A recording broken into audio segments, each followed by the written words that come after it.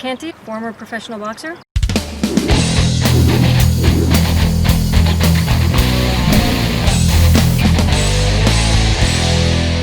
Alright, so what I brought here as an artifact was my first world title belt.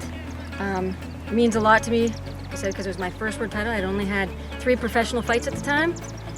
Nobody would take a fight with this young lady, Eva. She was already a couple-time world champion. Southpaw, which makes it a little bit harder to fight.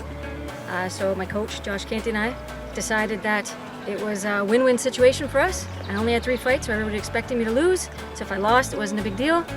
But if I won, then it was going to make my mark, my stepping stone to better things, more opportunity. And you know, it was a really tough fight. It's actually funny. We got to go down to the Virgin Islands, St. Thomas, where the fight was. Very small island. The fight was actually in like a school gym. It was in like a high school gym. We were warming up for the fight because we were the main event, and the power went off on the island. So as we're warming up, of course, if anybody knows Coach Josh Canty, he tells me as we're warming up, I'm already nervous as can be. Like I said, I had 3 fights and it's my first world title against a great fighter. And he says to me, you know, you're gonna have to knock this girl out. And I said, what do you mean? And he's like, didn't you see out there?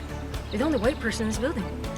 And so he said it funny, but for me, it was like, oh my gosh, now I'm like shaking, and then the power goes out. So he's like, okay, take a nap. So I'm laying there, I'm like, how am I gonna take a nap? I'm like shaking inside, I'm dying. So anyways, power finally goes on. It's almost 2 o'clock in the morning by the time the main event comes. If anybody knows me, I'm a bed by 10 at the very latest, up at 5. Still am, always have been. So 2 in the morning, it's like, okay, gotta get out there now. But we got warmed up. The adrenaline gets going once you get in there. First couple rounds, kind of slow. And then I think it was probably the 3rd or 4th round. The first time in my life I got rocked. And she caught me with a right hook. Which, you know, usually you're looking for left hooks. She caught me with a right hook. And thank goodness that for some reason I just called her on. Threw my gums, I said, come on. So she walked away. If she would have attacked me, that was it. It would have changed my career because it would have been, you know, I probably would have got knocked out. I wouldn't have had the confidence. She walked away, I got my legs back. Went to her after that, and I won a split decision. I actually had her in the corner at one point. The ref was going to stop it. She came at me with a headbutt, got this big black eye. But it was a great experience. It taught me the resilience to come back. I'd never had to do that before. I'd never been in a position where I was hurt. But during this fight, which is why it means a lot to me, is where first time that I knew that I have it in me. I had to overcome that.